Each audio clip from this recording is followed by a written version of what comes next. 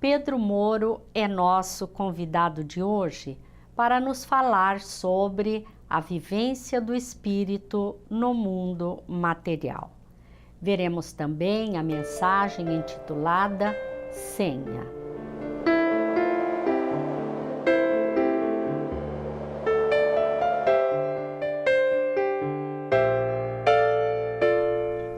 O Espiritismo é a ciência nova que veio revelar ao homem a existência e a natureza do mundo espiritual e a sua relação com o mundo corporal. Como vemos, deixa muito claro a existência de dois mundos que se interrelacionam. Vivemos ora lá, ora cá. Como se dá esse processo?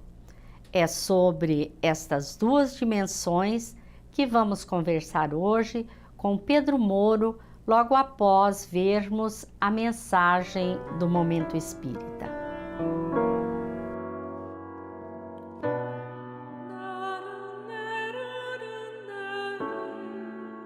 Quando o mensageiro celeste anunciou a boa nova aos pastores no campo, assim se expressou: Eis que vos anuncio uma grande alegria que terá todo o povo.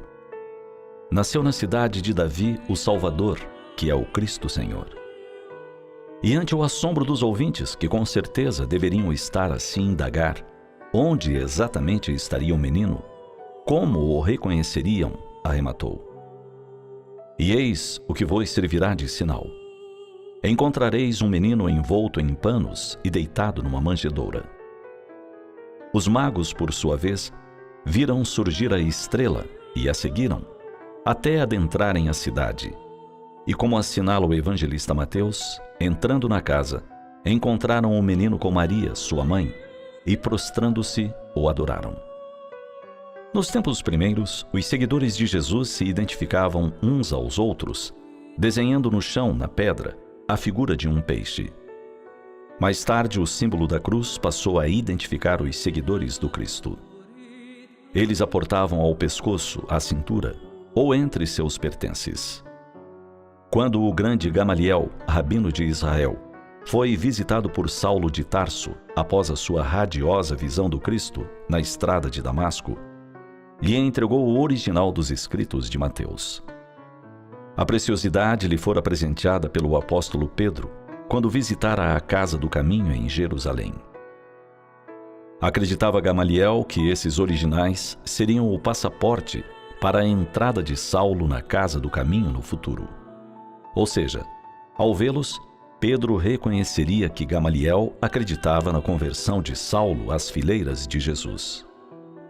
Em todos os tempos, as casas reais e as dinastias estabeleciam os símbolos que as haveriam de identificar. A flor de lis representou a realeza francesa. Estilizada, foi utilizada como símbolo do Priorado de Sião, sociedade que remonta ao ano de 1099.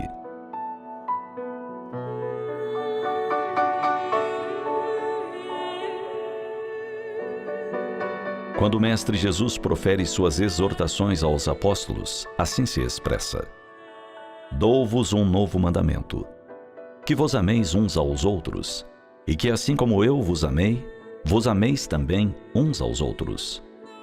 Nisto conhecerão todos que sois meus discípulos, se tiverdes amor uns aos outros. Eis a senha pela qual os seguidores de Jesus devem ser reconhecidos em todos os tempos.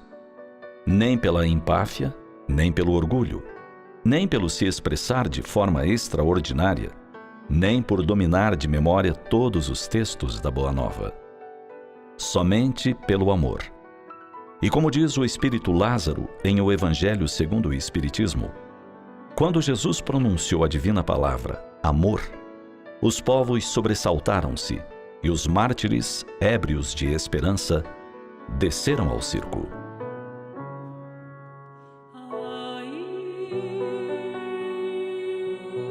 Através dos tempos, muitos dos que nos dizíamos cristãos, nos servimos do poder para subjugar outros irmãos, simplesmente por não comungarem dos nossos mesmos ideais.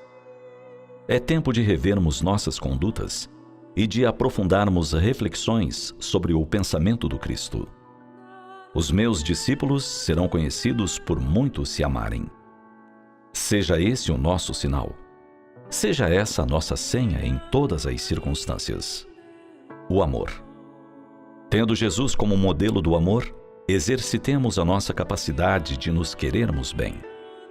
Mostremos ao mundo que somos discípulos do Senhor das Estrelas, que nossa senha de luz é o amor.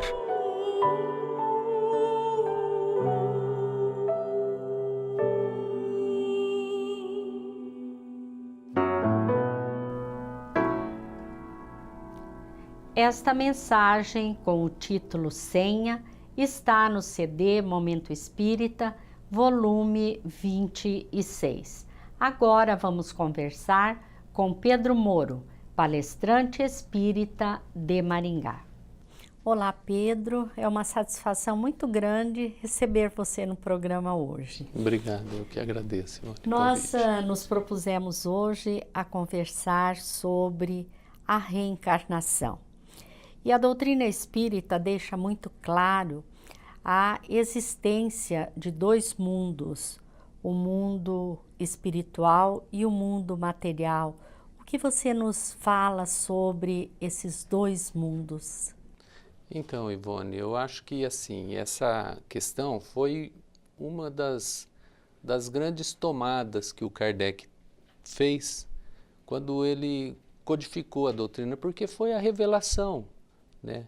Ele revelou para nós a existência desses dois mundos, que seria o mundo espiritual, né? Que ele dividiu em dois mundos, o mundo espiritual ou o mundo espírita e o mundo físico ou o mundo material, que é o mundo que a gente hoje está habitando, né? Então, foi uma revelação que o Kardec fez, nada diferente daquilo que já existia, porque sempre existiram esses dois mundos, porque são mundos criados por um único Deus, que é o Criador de todas as coisas que habitam o mundo espiritual e o mundo material. E principalmente depois do filme Nosso Lar, surgiu uma pergunta muito recorrente: se o mundo material seria uma cópia do mundo espiritual? Então, essa aí é uma pergunta assim, que as pessoas se fazem, né? Mas a gente teria que ter dentro do nosso pensamento, e já que nós citamos a existência do Deus que a gente acredita como a inteligência suprema e causa primeira de todas as coisas, esse Deus ele tem uma natureza espiritual, né? A natureza divina ela não é material. E a origem da criação é em Deus. Como Deus cria primeiramente o espírito e depois ele criou a matéria, né? Então a gente vê que o mundo original ele é o mundo espírita ou o mundo espiritual. E hoje nós vivemos no mundo material aqui encarnados com esse corpo que a gente recebeu de herança dos nossos pais carnais, né? Mas nós temos um pai que é o criador do nosso espírito, que é Deus.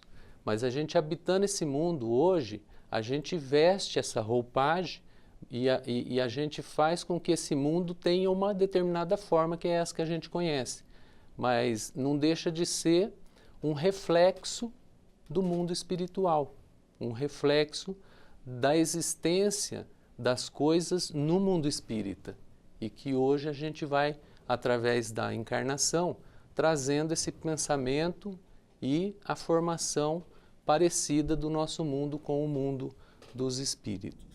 Porque com certeza o mundo espiritual ele tem uma amplitude muito maior do que o mundo material, não é? Com certeza, né? Porque a gente aqui, nós estamos limitados, né? O nosso corpo limita o nosso espírito. O nosso espírito ele tem uma percepção muito maior do que a gente usa hoje, porque o corpo nosso ele vai fazer com que a nossa percepção fique limitada aos sentidos que o corpo põe, que seriam, no caso, os 5 sentidos. Já no mundo espiritual, O nosso espírito ele tem uma liberdade muito maior de ação e de percepção das coisas do mundo espiritual. Então, é muito, muito, muito maior o mundo espiritual do que o mundo físico. Certo. Na questão número 85 do Livro dos Espíritos, Allan Kardec pergunta qual dos dois mundos, o mundo espírita ou o mundo corpóreo, é o principal na ordem das coisas. Eu gostaria que você comentasse. Sim. Então, conforme a gente vem, né, desenvolvendo esse pensamento, a gente vê que a origem das coisas é sempre no sentido do mundo espiritual para o mundo físico. Porque o espírito, ele nasce primeiro na criação. Deus cria ou criou-nos, né, o nosso espírito, à imagem e semelhança dele. Então ele não criou o homem primeiro, ele criou o espírito. Deus não tem forma, Deus não tem corpo. E como que nosso espírito, né, teria uma forma, um corpo? Ele teria que ser criado à imagem e semelhança de Deus, com os atributos parecidos com o de Deus, e que hoje a gente veste um corpo que veio como consequência no desenvolvimento do nosso espírito. Existe até o pensamento, né, Ivone, assim, com todo respeito a toda forma de pensamento e doutrina religiosa, de que Deus criaria o espírito no momento em que o homem cria o corpo. Então, um pai e uma mãe criam um corpo, o espermatozoide e o óvulo se juntam para formar o ovo e o zigoto que vai se desenvolver num embrião, e a partir dali Deus criaria um espírito. Só que quando a gente pensa assim, a gente estaria ferindo um atributo que é a soberania de Deus. Deus estaria submisso ao homem, ou esperaria o momento de o homem criar um corpo para depois ele ter que criar uma alma. E existe uma inversão de valores, porque a soberania é de Deus, e Deus cria quando Ele quer, no momento que Ele quer, né? Porque Ele é soberano. Então Deus criaria o espírito primeiro, por conta da natureza nossa ser primeira espiritual, e num segundo momento, quando o homem cria o corpo, os pais dão o corpo, que será, né, o futuro corpo desse espírito já pré-existente, ele, né, Deus, junto com os espíritos superiores, inserem ou ligam esse corpo, esse espírito ao corpo físico, e esse espírito vai fazer o quê? O desenvolvimento do corpo, e vai usá-lo como uma ferramenta no próprio desenvolvimento do espírito, passando a experiência na encarnação. Então, com esse pensamento, nós vemos que Deus cria o espírito e criou a matéria. E que os pais criam o corpo, né? Porque, no final das contas, nós não somos pais dos nossos filhos, né? Estamos pais dos nossos filhos. Esse espírito que habita esse corpo, que hoje está nossos filhos, ele foi criado por Deus, que é o mesmo Deus que nos criou, né? Então, o pai de todas as coisas é Deus. E hoje nós estamos cuidando de filhos que estão nossos filhos, mas que foram criados pré-existente ao corpo que nós demos para os nossos filhos, né? E essa ideia nos leva a mudar muitos conceitos, né? Muitos conceitos, claro. A questão da posse, né? Meu filho, né? Então, e nos traz muita responsabilidade também, porque nós estamos cuidando de um filho de Deus, né? Que Deus confiou a nós, Que Deus né? confiou em a nós. Realmente. Mas nós sabemos que o espírito evolui através das experiências no corpo físico ou no mundo corporal. Como é o processo da encarnação, ou seja, da vinda do espírito a um corpo? A um corpo, né? Então, dentro desse pensamento, então Deus cria o espírito. E esse espírito, ele habita o mundo dos espíritos, ele está no mundo espiritual. A partir do momento que os pais aqui criam um corpo que vai ser a ferramenta ou que vai ser habitado por esse espírito, no momento da criação do corpo, Deus, junto com os espíritos superiores, fazem essa inserção desse espírito, né?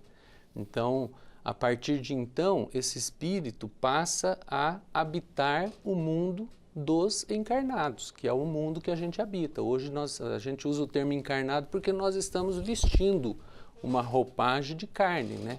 É o nosso corpo carnal, que pertence ao mundo material, que é esse mundo que a gente habita. Inclusive, nós habitamos o mundo material, assim, o mais tangível, né? O que é esse mais tangível? O mais denso, né, na escala. Porque o mundo dos espíritos, eles habitam uma dimensão, vamos dizer assim, que foge à captação dos nossos olhos físicos. Por isso que a gente não enxerga esse mundo espiritual, né? Porque o nosso corpo, ele é programado para, né, o nosso olho é programado para captar determinado comprimento de ondas. E os espíritos, por não vestir uma densidade igual à nossa, foge à nossa captação, à nossa percepção. Por isso que a gente não enxerga o mundo dos espíritos. Mas quando o nosso corpo, que tem data marcada, né, teve início, ele tem uma evolução de maturidade, de envelhecimento e de morte, isso é o que a natureza nos conta, né? O nosso corpo um dia ele vai perecer, ele vai morrer, né? E a gente espera que seja daqui uma longa data, né, Ivone? Que não assim, seja tão breve, né? Então, mas a gente tem certeza de que isso um dia vai acontecer. E esse corpo morrendo, o corpo, ele faz com que o nosso espírito retorne para a pátria espiritual, para o mundo aonde a gente habitava antes de nascer, né? Certo. E com isso também, só para complementar um pensamento, a gente começa a perceber que por isso que os espíritos são diferentes também, em evolução intelectual, em evolução moral, porque a gente já traz uma certa bagagem na nossa vinda, né? Você dizendo isso, você já menciona a reencarnação, né? Isso. Porque a colocação que você fez foi no sentido de o que é a encarnação. Uhum. E a reencarnação? Então, a reencarnação seria dentro desse pensamento da encarnação, de que temos a pré-existência do espírito, a existência do corpo. Quando esse corpo morre e nós voltamos para essa pátria espiritual, num determinado momento, após vivermos uma experiência também no mundo espiritual, no mundo espírita, né, dos espíritos, a gente vivendo uma experiência, chega um determinado momento onde a gente precisaria o quê? Retornar para esse corpo. Esse corpo não é esse corpo que nós habitamos hoje, porque o corpo que nós habitamos hoje, ele vai entrar para o ciclo da vida biológica no nosso mundo, né? Ele vai se decompor. Seres inferiores vão tomar parte do nosso corpo, por exemplo, os fungos, as bactérias, né? Parte do nosso corpo vai virar gás e vai fazer parte da atmosfera, né? No processo de putrefação, que é da natureza, do mundo que a gente habita. E com isso, a gente acaba o quê? Tendo que, voltando para a existência material, termos que habitar um corpo novo. Porque esse corpo que a gente deixou numa existência, ele já vai fazer parte de outros corpos, de fungos, de bactérias, de vegetais e do que tiver na natureza. A pergunta é como que voltaria para trás um processo da natureza, do ciclo da vida? Então, para a gente poder reencarnar, a gente teria que ter o quê?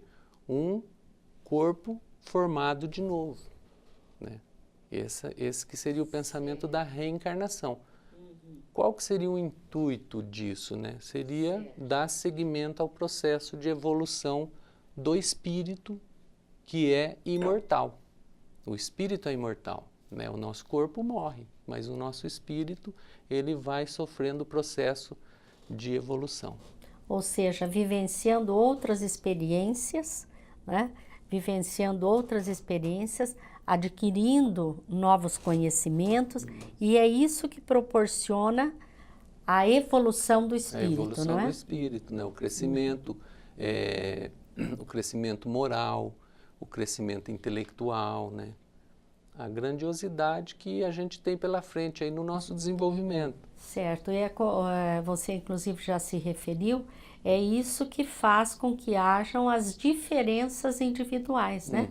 Vemos exatamente. Pessoas de todas as ordens, né? Pessoas com diversos conflitos, né? Aliás, é Mari, que você entende muito bem, tanto na questão física quanto espiritual, os conflitos, tudo isso foi gerado no passado. No né? passado. E a gente vai ver muito esse reflexo do passado na existência atual, né? As tendências já desde pequeno, tanto para o bem quanto para o mal, né? As tendências para as drogas, para os vícios, né? Para o cigarro, muitas vezes a gente vê assim começando desde cedo.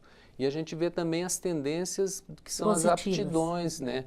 De música. A gente vai encontrar uma criança de 6 anos de idade sentar diante de um piano e tocar como um músico que já tinha, sem nunca ter feito uma aula de piano, né?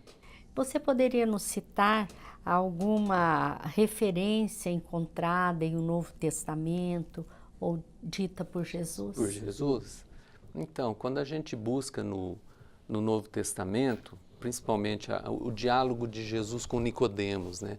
Quando Nicodemos procura Jesus e ele vai perguntar para o mestre o que era preciso ele fazer para entrar no reino dos céus, né? E Jesus, ele dá uma resposta para o Nicodemos que ninguém entra no reino dos céus se não for gerado de novo. Inclusive, eu queria dar ênfase para essa palavra do texto que está na tradução do Haroldo Dutra Dias, né, na tradução do Novo Testamento. Que ele fez direto do grego, Ele fez dos né? pergaminhos gregos, né, ele traz a palavra ekgênese, do grego, que significa ser gerado, ou dar descendência a. E isso foi um motivo assim de muito desentendimento durante a evolução humana do pensamento do nascer de novo, que foi o termo usado até então, né? Mas nos textos, por exemplo, da genealogia de Jesus, quando fala Abraão que gerou Isaac, que gerou Jacó, é a mesma palavra. Então esse gerar no sentido de dar descendência a um corpo, né? O pai gera um corpo para o filho, que vai dar descendência. Então, faz a gente refletir muito a respeito do que Jesus falou, né? Sobre ninguém entra no reino do céu se não for gerado de novo. Aí fica muito clara a conotação. E já na sequência também, né, Ivone, ele faz a colocação de que o que é nascido do corpo é corpo, né? Os pais nos dão o corpo. E o que é nascido do Espírito é Espírito, ou seja, a nossa natureza espiritual, que é o princípio da criação nossa, do nosso Criador, né? Que Deus nos criou o nosso Espírito. E na sequência nós vestimos esse corpo. E a separação de que o que é do corpo, que é material é material, que é espiritual, né? E nós encontramos no Novo Testamento também referências sobre a ressurreição. Qual que é a diferença entre ressurreição e reencarnação? Então, o povo hebreu, eles tinham essa referência sobre a ressurreição. E eles usavam esse termo por conta de que a linguagem deles na época era uma linguagem que não tinha tanta elaboração de palavras como a gente tem na língua portuguesa, na língua francesa. E eles entendiam que a ressurreição era entendida como esse ficar de pé, né? Então, deitar era morrer, né? E o ficar-se de pé, que seria o ressuscitar, ou pôr-se de pé, ou suscitar, né? Se pôr em pé. Porque eles acreditavam que o Espírito existia e que ele vinha, nascia, que ele tinha pré-existência e que ele voltava, né? Mas eles não tinham essa clareza que a doutrina espírita hoje coloca para a gente. E isso é um processo de evolução dentro do pensamento religioso, né? Porque o Kardec que fez essa revelação dessa forma mais clara, mais evidente, e quando a gente faz as comparações na ciência, as comparações nos textos religiosos, a gente vê que o contexto todo fala a favor do pensamento do retorno à vida física, né, do nosso espírito. Então a ressurreição era tido como um vir para o corpo físico, mas eles não sabiam de que forma que isso acontecia. Então hoje, com a doutrina espírita, a gente vê que é muito mais claro, muito mais lógico, muito mais de conformidade com a natureza científica a reencarnação do que um retornar para um corpo, né? Como que a gente vai pôr de pé um corpo que já não existe mais, né, Ivone? Ou que faz parte de outros seres, né? Então, é mais fácil, mais lógico, mais simples a gente enxergar que um corpo novo pode ser habitado pelo espírito que tem uma vida pregressa, né? A reencarnação é assunto muito amplo, né? Porque ela nos leva, inclusive, à justiça divina e outras questões, mas infelizmente o nosso tempo Não acabou. temos tempo. Pedro, nós agradecemos a sua participação, desejamos tê-lo muito em breve. Eu que agradeço a oportunidade e espero ser convidado novamente em outras ocasiões. Com certeza. Agradecemos a todos vocês que mais uma vez estiveram conosco. Esperamos estar juntos no próximo programa e muita paz a todos.